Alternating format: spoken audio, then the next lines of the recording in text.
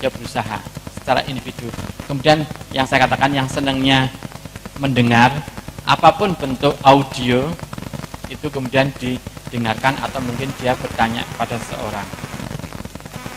Itu yang dimaksud itu apa sih? Terus kemudian tanyanya pada orang yang lebih tahu ya mestinya.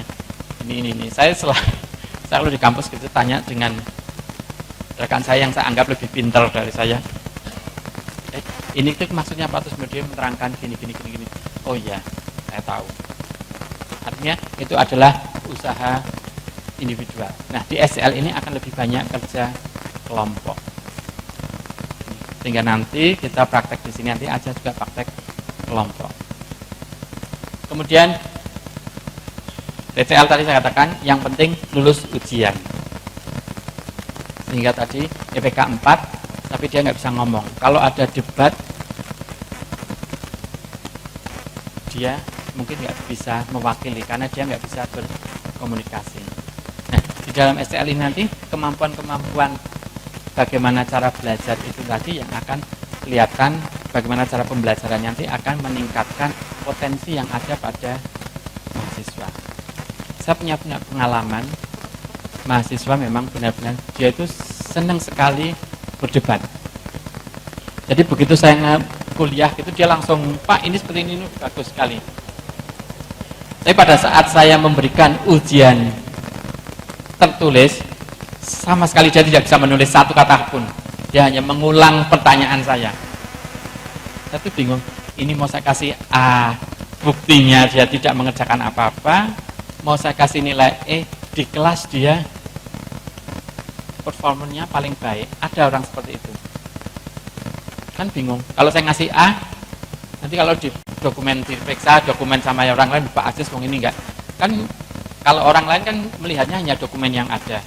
Kalau yang di perjalanan di dalam kelas seperti ini kan orang lain tidak tahu. Yang tahu kan hanya dosennya. Itu loh Pak, tadi kenapa dosen SCL itu lebih berat pekerjaan. Karena saya harus mengamati, oh si A, si B ini orangnya seperti ini. Tidak mungkin saya kasih A, tapi juga tidak mungkin saya kasih nilai jelek.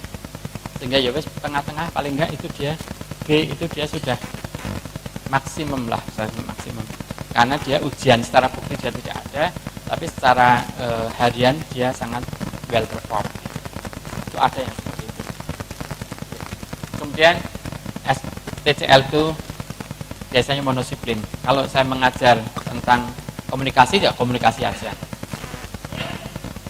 Tapi kalau di SCL, komunikasi dengan marketing itu bisa dijadikan satu. Bagaimana kita nanti berkomunikasi dalam marketing, bagaimana kita berkomunikasi dalam dakwah, bagaimana kita berkomunikasi dalam speech misalnya yang lain. Itu akan bisa satukan, jadi interdisipliner. Komunikasi di bidang teknik akan berbeda dengan komunikasi di bidang marketing misalnya seperti itu. Sehingga ini nanti yang interdisipliner. Kemudian kalau TCL tadi adalah penerimaan ilmu pengetahuan, jadi tadi gambarnya sudah jelas hanya diberikan oleh dosennya, muridnya mantuk-mantuk, duduk sambil ngantuk. Tapi kemudian di SCL itu akan ada interaksi, ya, ada interaksi baik antar peserta didik maupun interaksi dengan fasilitator. Di sini nanti bagaimana dia memperoleh informasinya seperti apa, nanti akan Ibu praktekkan sendiri, nanti Ibu akan merasakan.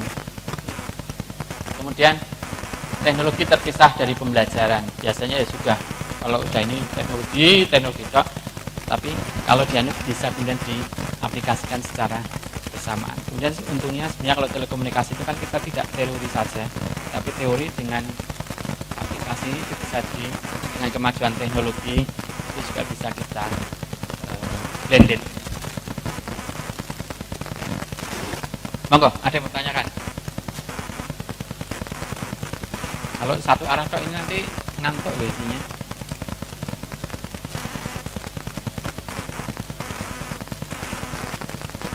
Oke. Nah, di dalam SCL belajar itu adalah konstruktif, membangun, mengkonstruksi. Sehingga di sini ada pilar utamanya itu adalah tentang belajarnya, tentang pengetahuannya, dan tentang gurunya atau di sini sebagai dosennya. Bagaimana tentang belajarnya? Bahwa belajar itu merupakan individual experience.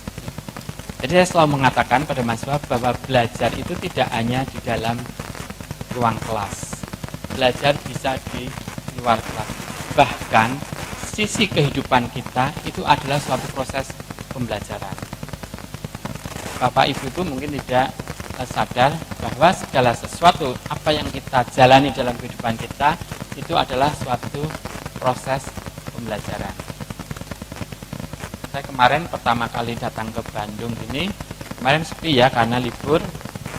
Saya sama Pak Gugumnya tuh ngomong, kok saya melihat kota Bandung yang katanya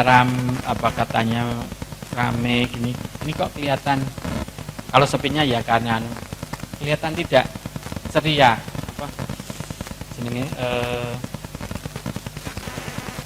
bukan kumuh tapi saya gimana ya, tidak bersih. Nggak tahu kok saya merasa kok ini kok kota kok tidak bright, orang masuk itu tidak punya rasa wah Bandung ini. Saya tidak tahu apa karena jalannya yang seperti itu atau iya Pak memang ini sekarang apa gitu nih. Selain karena ini sepi libur dan kayaknya tidak tertata rapi. Saya ngomong apa bupatinya tidak mengadakan pembangunan kota Bandung ini kok katanya kotanya kok kurang, saya bilang itu kurang semringah gitu ya, kurang ya saya kesan pertama masuknya itu seperti itu kok, seperti apa letek itu apa?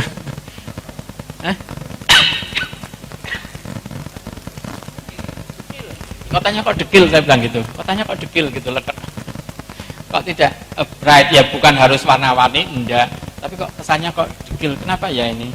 Saya lihat kanan kirinya, kayaknya kok pembangunnya kok tidak teratur, tidak terarahkan.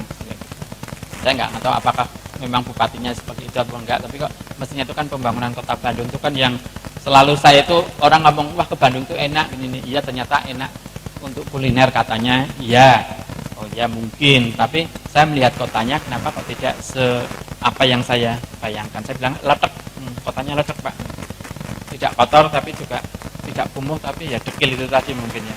Apa catnya yang kurang meriah saya tidak tahu. Ya, itu merupakan individual experience. Jadi saya kalau pulang dari Bandung ini nanti mungkin saya tanya enggak, nothing deh, enggak ada yang perlu dibanggakan di kota Bandung misalnya. Saya nggak tahu mojangnya, katanya mojangnya Priangan. Nah ini mojang. Tapi kuliner katanya, ya kuliner. Katanya kalau kuliner gimana Pak harganya? Ya kalau dibanding Jogja mahal, kalau mahal ya nggak jadilah. Saya mendingan di Jogja aja. Saya makan di Jogja di pinggir jalan 10.000 sudah dapat ayam dan teh manis. Di sini 25.000 kalau nggak salah atau 20.000. Ya. Jadi saya kalau jajan di Jogja, sudah pernah ke Jogja? Sudah ya? Betah? Tidak. Sudah pernah ke Jogja? Apa kesan ke Jogja? Ngangeni mesti. Pengen kesana lagi nggak? Oh lah wong asli Solo, tanggane dhewe ra teko itu ya. Yang bukan orang Jogja, yang bukan orang Jogja, kalau ke Jogja saya tanya, gimana Pak? Iya seneng, ngangeni katanya. Bikin kangen katanya orang Jogja. Karena sana murah terutama, ya. Jadi Bapak, Ibu jajan di warung pinggir jalan itu dengan uang 10.000 sudah kenyang, ditanggung kenyang. Karena rata-rata cuma 8.000 rupiah. Enak sekali. Jadi apalagi gaji dosen ya. Gaji dosen itu kan didodos sak sen, ya. Tahu? Dosen didodos sak sen metune. Jadi kalau didodos celengannya keluarnya cuma 1 sen. Nah, itu namanya dosen. Jadi ini adalah konsekuensi Bapak Ibu kalau memilih profesi sebagai dosen, ya. Secara finansial Bapak Ibu tidak akan kaya. Betul ya Bu Rizky ya? Nggak tahu kalau Bu Rizky kayaknya kaya sih, tapi secara umum jadi dosen tidak kaya. Jadi dosen tidak tempat untuk mencari kekayaan. Paling cepat jadi kaya, jadilah politikus, itu cepat kaya. Gitu? Oh. Kalau jadi dosen tidak ada dosen seperti saksen. Nah, kemudian belajar itu merupakan proses yang aktif. Karena belajar itu individual experience dan itu proses aktif, berarti individu ini sendiri yang harus aktif. Bagaimana kita memperoleh suatu pengetahuan.